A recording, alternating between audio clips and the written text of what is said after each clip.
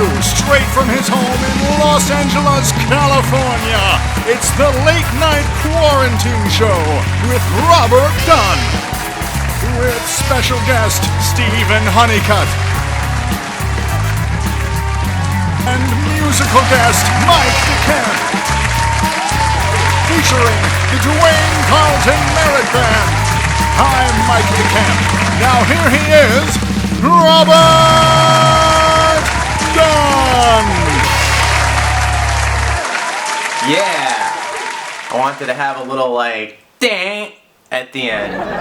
You know, like a real late night show. You know, like this one. Which, by the way, welcome to it. Oh man, what a quarantine can do to people. Welcome to the show. We have a great show for you planned today, me and the whole entire staff here.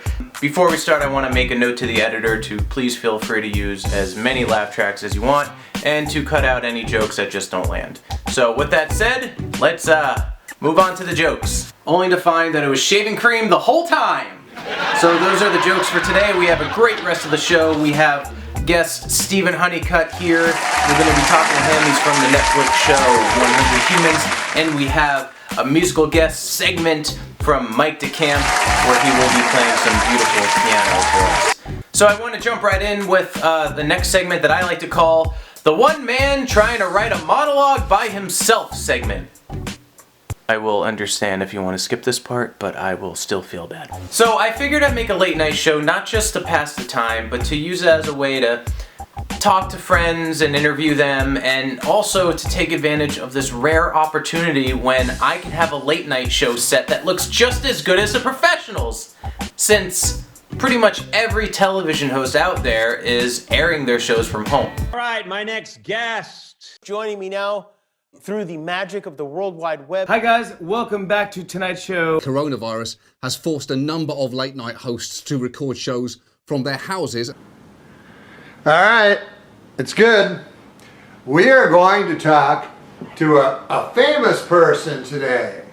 And speaking of talking to famous people, this lady got to talk to the most non-doctory doctor on television, Dr. Phil, about why she hates the coronavirus so very much. Really annoyed that Corona was getting more publicity than me because I currently have a song going viral right now and no one was covering it. So I decided to hop on the Corona wave. Okay, so maybe I'm going to assume that we took her out of context. She doesn't actually seem like Tommy Lauren and Carol Baskins gave birth to a child after a meth-induced night of passion. So let's back it up. And I've got a question. What the hell were you thinking when you're licking a toilet seat on an airplane on the way to spring break when the country shut down? One, I had way dirtier things in my mouth.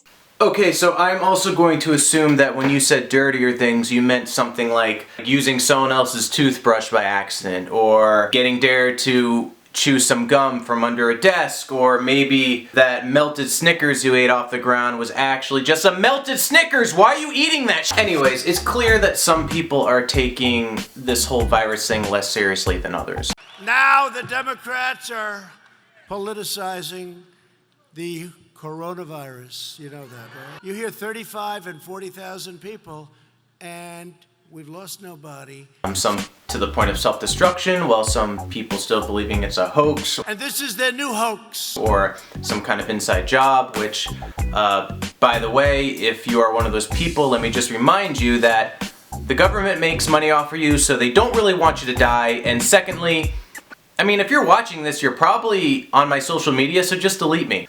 Well, we got through it. Writing jokes is hard. Please help me welcome my first and only guest from Netflix 100 Humans, Stephen Honeycutt.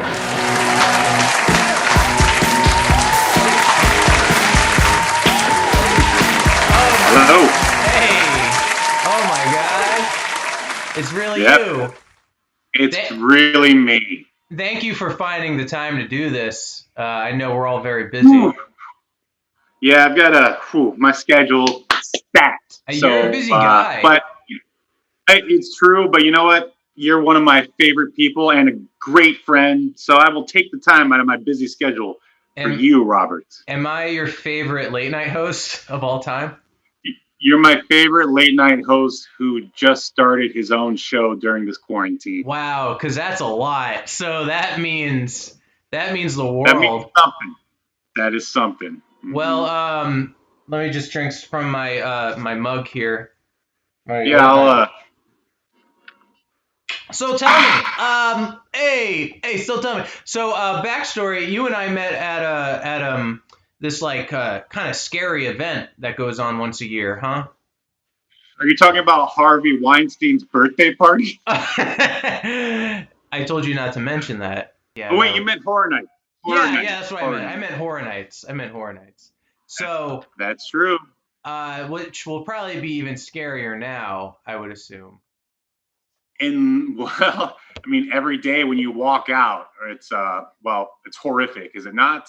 It's a little bit horror nighty, some of the people, but I question like who's gonna go now? Who's gonna go to Horror Nights now?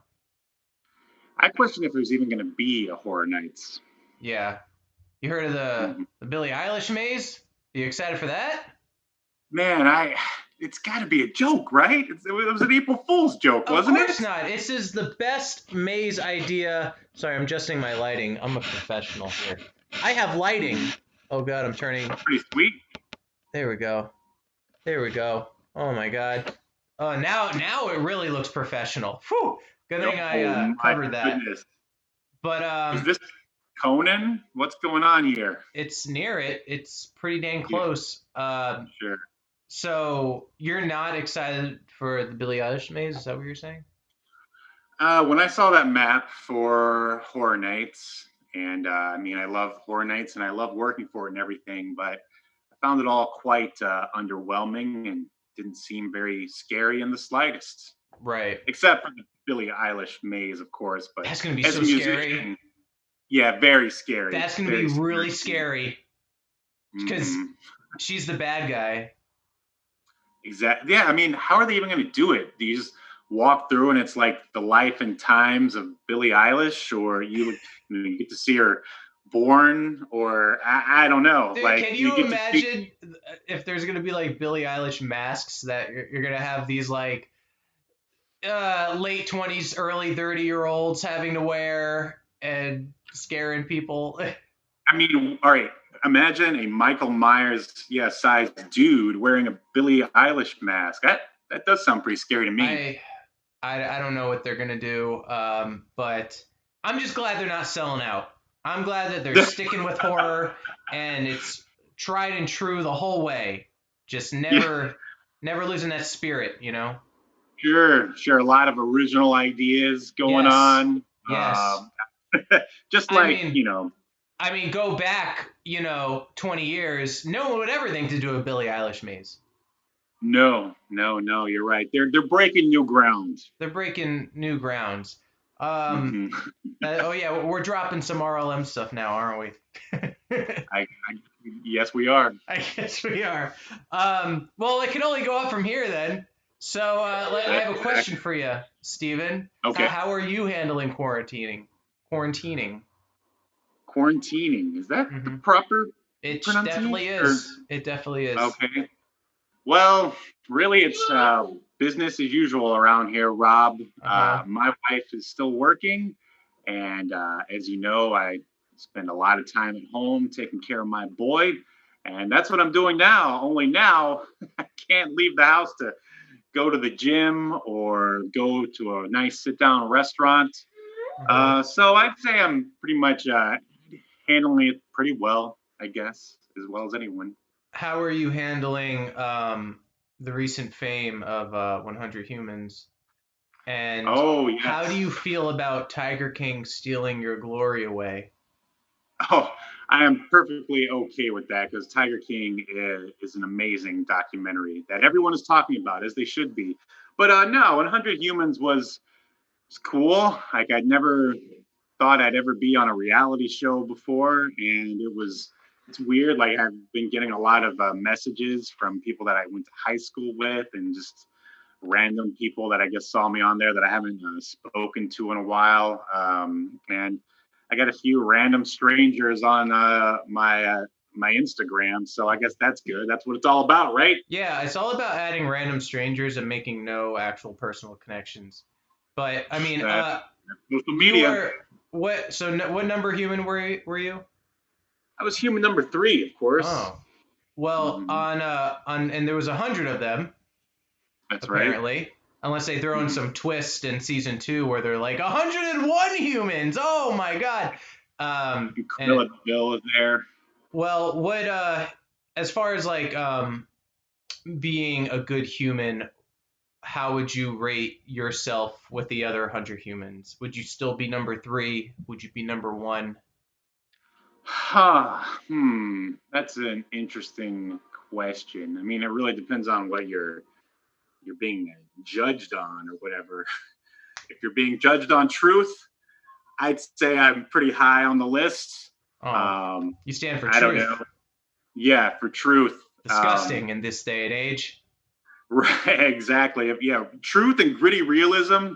I'm definitely number 3 is probably where I need to be for sure. But as far as going along and being a team player, maybe building a little bit lower. Chairs and stuff. Well, hey, I think I did pretty okay in that. I mean, they threw us a little curveball there. I mean, we pretty much had to take the group over and just go on our own merits or whatever, since we had a little communication problem for sure. I don't know. A team player in that regard, I think, yeah. I think maybe not number 3, maybe 30. Okay, that was a lot higher than what I was going to say. Well, what human number would Joe Exotic be? Oh, man. That is a good question. -1. -1. He transcends. Non-person. No, I'm not saying that. I'm like, he transcends being a regular human being. He's like full id and ego, or full ego, really, like zero id. So he would just show up and be like a guest star, really. If in the confines of the show, he'd be like a guest host or one of the, those random people, like when they were like, oh, we've got this guy from New Zealand here to teach about tic-tac-toe. He would be one of those guys. Right. Yeah, he's a big old phony, huh? Making fake shows on the internet. What a loser. Yeah, wouldn't know anything about that. Yeah. Well, I mean, who else is going to see this except maybe his friends that maybe blindly support him, and even if the show's bad, they'll still like his posts. I'd still hate to be that guy. Did a good job. Yeah. I'm glad I didn't turn out like him. So what are you up to now? What's been going on in the biz world of Steven? Well, there's not a lot of biz involved, but I mean, as far as keeping myself busy, aside from my aforementioned son, I've got my audio drama that I've been working on for quite some time, which you yourself is involved in, or was involved in. Right, until you fired me? Yeah. No, you're still in there, man. I own those vocals you came in and recorded. That Would it dialogue. be amazing if you let me know that I was fired, like, on the show? Of like, well, you were great on the show, but we had to let you go. And I'm like, excuse me? You had to go in a different direction. Your dialogue just sounded a little too Caucasian. Yeah. Well, the thing is, I'm not a good actor, so that's the problem. And you're definitely not the only actor I know who has been on a network show. You're definitely not the only one. Oh well, I appreciate that, and I'm excited to hear this audio drama. And me too. Yeah. And then you also have it says here you have a podcast. That's right. It's a lot easier to just sort of grind out basically I interview people who work in the theme park business, and I've kind of had a lull there for a while, hard time finding interviews. But funny thing about a pandemic is that, as we were talking about earlier, people have a lot more time to sit and be interviewed on a podcast now. So basically I don't believe you. Well, you will see, Robert Dunne. You will see. I've gotten a lot more interviews and been grinding out more episodes. So maybe by the time all this is over, I'll be a paid podcaster. Hey, that's the dream, right? Well, the sort of plan was to get paid to work from home so I can raise my boy and not have to put him in some sort of, questionable childcare service. Okay. So who knows? When all this is over, we'll see if that goal has been met or not. I think the questionable daycare service builds character, though. Is that what you went through? I mean, the doctors call it scarring, but I think of it as character. I mean, if you see an action figure that's kind of busted, it has a history, it has character to it. It's been through some rough patches, and I think that's a good thing. Oh, absolutely. Yeah. I mean, speaking of action figures, in these, questionable childcare things, were you the type that would rip apart the action figures like the G.I. Joes and rearrange their limbs and stuff? Not at all. I didn't keep my action figures I have my cousin Vinny, no joke, my cousin Vinny. He would have action figures and he would put them back in the packages every time, all neat and everything. I was the middle ground. If I had an action figure that broke, my heart kind of broke with it.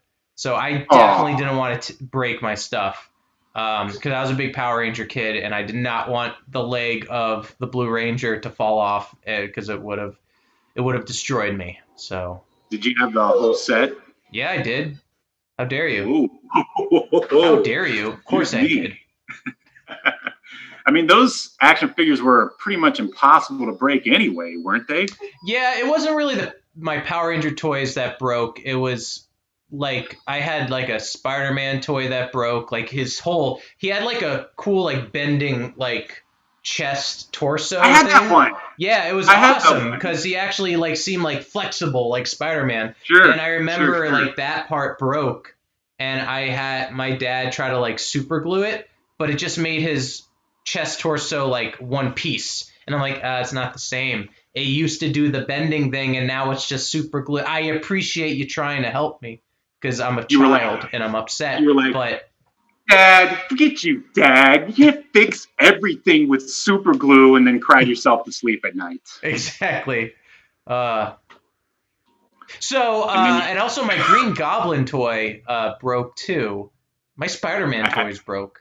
So I think I had that one too. But yeah, I mean those Power Rangers, those were firm, Japanese built.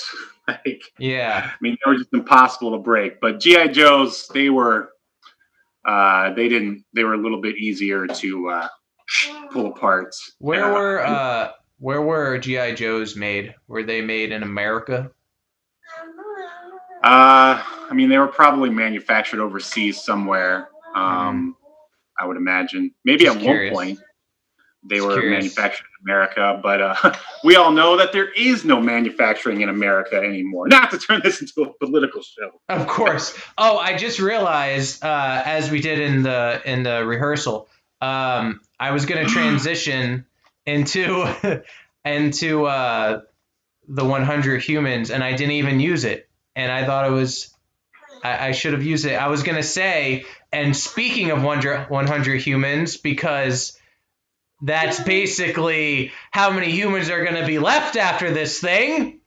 No! Now you got to look over to your band member. Yeah, the whole audience goes crazy with laughter. Oh, my God. Are you going to edit? Then I'm why is there an audience here?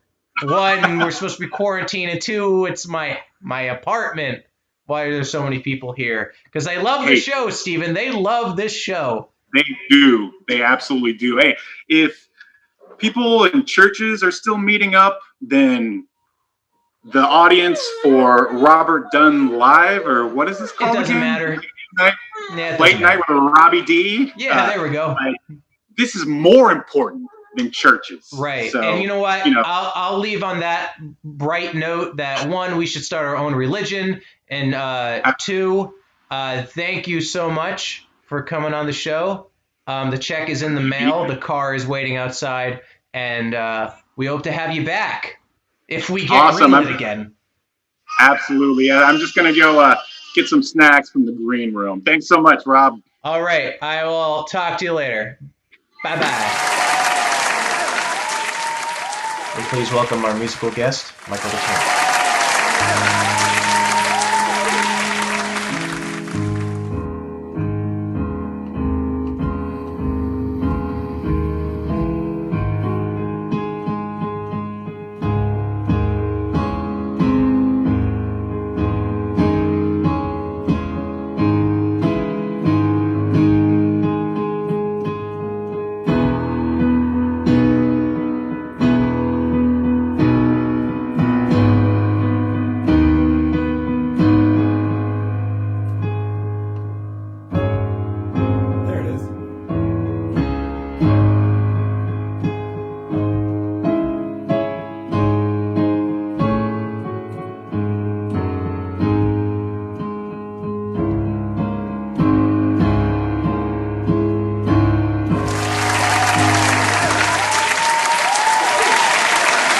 That's our show. Thanks for watching. I'll catch you on the next one.